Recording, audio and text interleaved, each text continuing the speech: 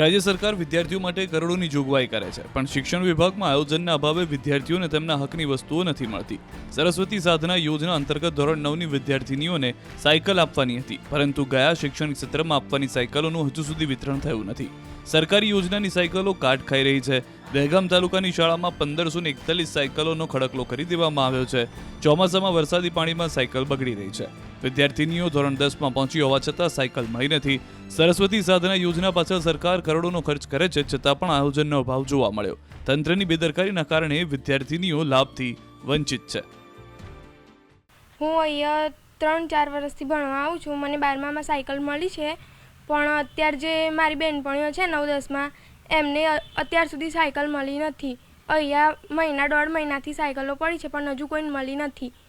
અમારે બહુ દૂરથી આવવાનું હોય છે છોકરીઓને, તો બી હજુ સુધી એ સાયકલો મળી નથી.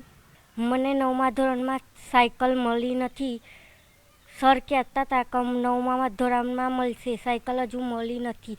અને અમારે દૂરથી આવવાનું થાય છે, ચાલીને આવવું પડે છે અમારે. મારી બહેનપણીઓ ધોરણ 9માંથી 10મામાં આવી છે, પણ તેમને સાયકલ હજુ મળી નથી.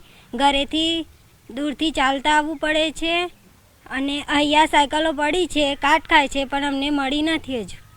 સરસ્વતી સાધના યોજના અંતર્ગત 9મા ધોરણમાં અભ્યાસ કરતી વિદ્યાર્થીને સાયકલ આપવાની યોજના સરકારમાં અમલી છે, જેથી કરીને વિદ્યાર્થીનીઓ જે છે તે શાળામાં આવે, શિક્ષણ મેળવે, અને તે માટે થઈ અને સાયકલ આપવામાં આવતી હોય છે. એટલે ઘરથી શાળા સુધી તેઓ સાયકલ લઈને આવે. આ સાયકલ તમે જોઈ રહ્યા છો કે મોટી સંખ્યામાં અત્યારે હાલ સાયકલો જે છે તે જોવા મળી રહી છે, જ્યાં 1 નહીં 2 નહીં 1541 જેટલી સાયકલો જે છે તે જોવા મળી રહી છે. દહેગામ તાલુકાના મોટા મુવાડા ગામ ખાતે આ તમામ સાયકલો જે છે અત્યારે હાલ ધૂળ ખાઈ રહી છે. 1 વર્ષ થઈ ગયું છે.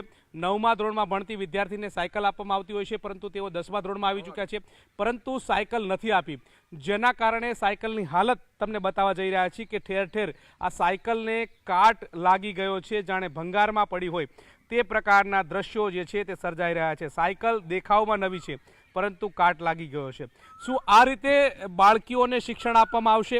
શું બાળકીઓને આ રીતે ભણાવવામાં આવશે? આ પ્રશ્ન સતાવી રહ્યા છે. એક સાયકલમાં નહીં, પરંતુ ઠેર ઠેર પડેલી તમામ સાયકલોની જે હાલત તમે જોઈ રહ્યા છો કે કાટ ખાઈ ચૂકી હોય તે પ્રકારના દ્રશ્યો જે છે તે ઠેર ઠેર જોવા મળી રહ્યા છે. આ તમામ સાયકલોની આ પ્રકારની પરિસ્થિતિ છે, પરંતુ ક્યારે સાયકલો આપવામાં આવશે? કારણ કે અત્યારે તો હાલ તો સાયકલોની હવા પણ નીકળી ચૂકી છે. શું આ રીતે વિદ્યાર્થીનીઓ સાયકલ ચલાવશે? આમાં અનેક પ્રશ્નો જે છે તે સતાવી રહ્યા છે, પરંતુ વાસ્તવિકતા એ છે કે દહેગામ તાલુકાની જે વિદ્યાર્થીનીઓ 9મા ધોરણમાં અભ્યાસ કરી રહી છે, જેમને સાયકલ નથી મળતી, સાયકલો અહીંયા ઢગલાબંધ પડી છે, ત્યારે હવે તંત્ર ક્યારે આપે છે, તંત્ર ક્યારે સાયકલ આપે છે, અને વિદ્યાર્થીનીઓ ક્યારે સાયકલ લઈને આવે છે, અને ક્યારે સરસ્વતી સાધના યોજના જે છે તે સફળ થાય છે, તે તો જોવું રહેશે. તો આ તરફ ભરૂચ જિલ્લા પંચાયત શિક્ષણ વિભાગની પણ મોટી નિષ્કાળજી સામે આવી છે. 9 વર્ષ પહેલા કન્યાઓને ફળવાયેલી સાયકલો ભંગાર હાલતમાં છે. 200થી વધુ નવી નક્કોર સાયકલો અંકલેશ્વરની પ્રાથમિક શાળામાં ભંગાર હાલતમાં છે. શાળા પ્રવેશોત્સવ 2015માં અંકલેશ્વર, આમોદ અને જંબુસરમાં સરસ્વતી સાધના યોજના હેઠળ સાયકલો અપાઈ હતી, જેની ફાળવણી થઈ નથી. શાળાનો એક આખો વર્ગખંડ સાયકલોના ખડકલાથી જોવા મળ્યો, જેને લઈ અંકલેશ્વર શહેર કોંગ્રેસ ભરૂચ જિલ્લા શિક્ષણ અધિકારી અને સરકાર સામે સવાલ ઉઠાવી રહ્યા છે. અંકલેશ્વર શહેર કોંગ્રેસે સાયકલોને ભંગારમાં વેચવાની કોશિશ થઈ રહી હોવાના આક્ષેપ કર્યા. આ સાયકલો વિતરિત કરવામાં નથી આવી જરૂરિયાતમંદ કન્યાઓને, અને એ ઓછામાં ઓછી 250 થી 500 સાયકલો અંકલેશ્વર શાળાઓમાં ધૂળ ખાય છે, નવી અને નવી. અને એ લોકોને તપાસ કરતાં મને ખબર એવી પડી છે કે ભાઈ આ સાયકલો ભંગારમાં આપવાની છે, સોર્ટ આઉટ કરીને.